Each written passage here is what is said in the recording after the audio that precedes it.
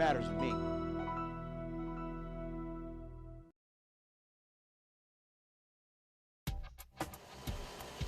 The generating units at Core and Hydro are different than our other generating units in that they do not require fossil fuel to generate electricity. They only require water.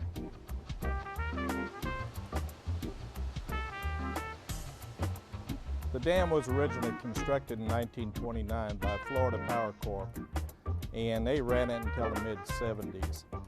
The dam basically consists of a powerhouse to my right, which houses 3 generating units, a series of floodgates which pass the waters during periods of low flow or periods of high flow, and a 3,600-foot earthen dam behind me.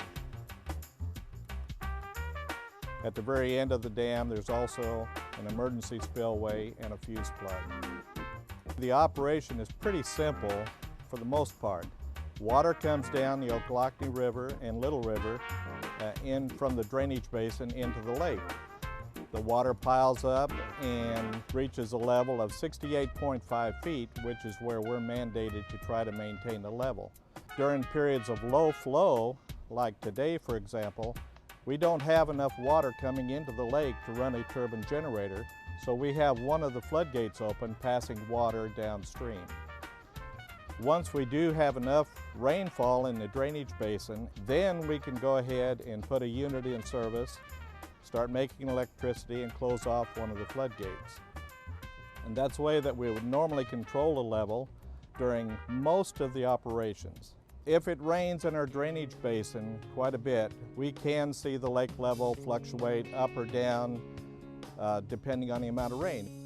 We do have provisions that we can allow the lake level to rise 1 foot and drop 1 foot below normal level to help control the water flows.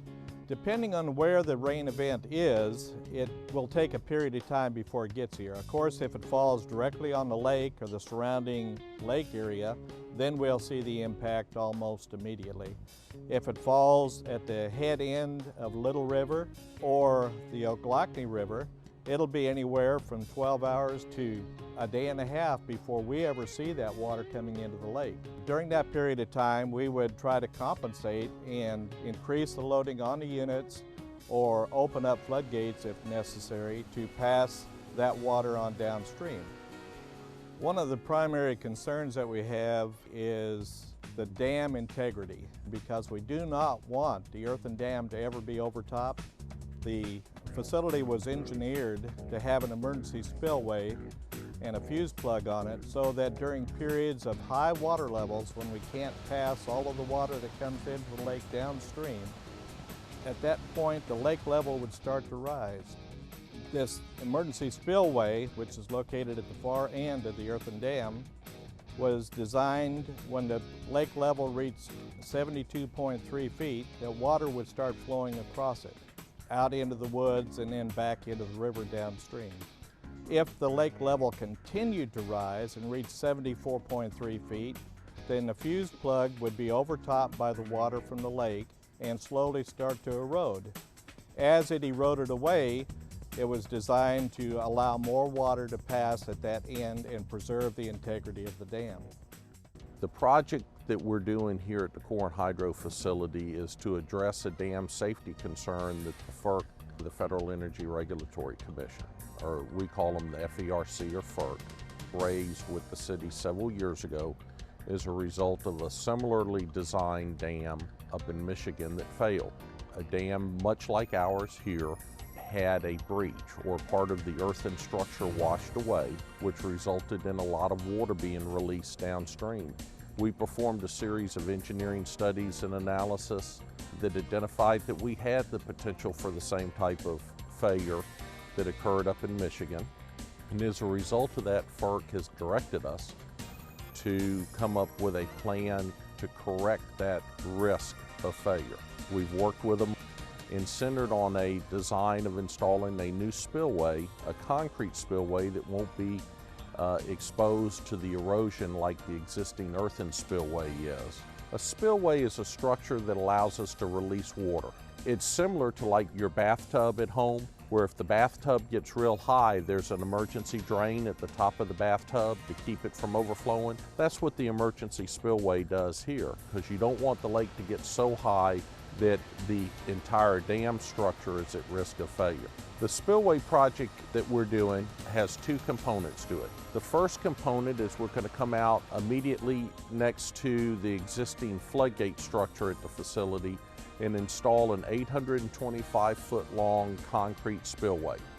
We're going to take a section of the earthen dam and turn it from earth to a concrete spillway. The second part of the project is we're going to take that dirt to the northern end of the dam where the existing emergency spillway is and extend the main dam across that emergency spillway and close it off to where there won't be any chance of water going over that area that has got the risk for failure.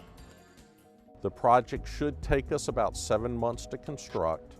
Since we are dealing with an earthen structure, it's important that we do this construction outside of the hurricane season. We don't want to be in the middle of doing earthwork on the dam if a hurricane or tropical storm were to hit this area and have a large amount of rainfall, because that could cause some erosion and dam safety concerns. The total project cost is budgeted at about $8.5 million right now. Our original plans had been to start construction in October of 2009, this past October, to be done by June 1st in 2010. Right now that's on hold while we're dealing with some issues in the permitting arena. If we can't get started by January with the construction, we will have to recycle the project to look at starting in the fall of 2010 to be done before the summer of 2011.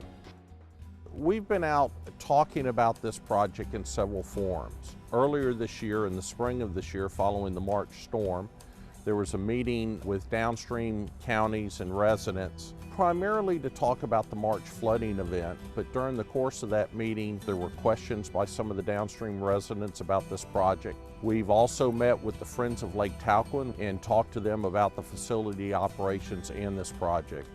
In September of this year, we made a presentation to the Appalachia Regional Planning Council where we talked about both the flooding events that we've had in the past and this project. We also had an open house where we invited the downstream residents to come spend some time with our project team members and our engineers to talk about the project and understand what we're doing with the project. There have been two concerns raised by downstream residents. The first is that this spillway project will result in more frequent and more severe flooding. And second, that this project will result in more erosion of the riverbank downstream. Our modeling and the analysis that we've done has shown that this project will not change the frequency of flooding. That's really a function of when we get rain, what sort of tropical activity we have, or severe rainstorms occur over the drainage basin. So that's nothing that would change with respect to the project. The severity of flooding, again, our analysis and modeling has shown that there's not going to be any significant change downstream. With respect to the erosion downstream, that's a naturally occurring event when you have flooding. This project's not going to change the velocity or the speed of the water going down the river. The project's been designed with engineering features that when water is flowing over this new spillway, that the velocity of that water will be very low before it enters the river, so it's not going to make any material change in the average velocity of the downstream river. Nothing about this spillway project requires us to change how we operate the facility. The spillway project is not going to require us to change the lake level, either up or down. It's not going to require a change in how we handle the floodgates and the other activities we do during high water events. It's just there to protect the citizens downstream and the residents downstream from the risk of a failure of the dam because of what we found during the engineering analysis and studies of the facility.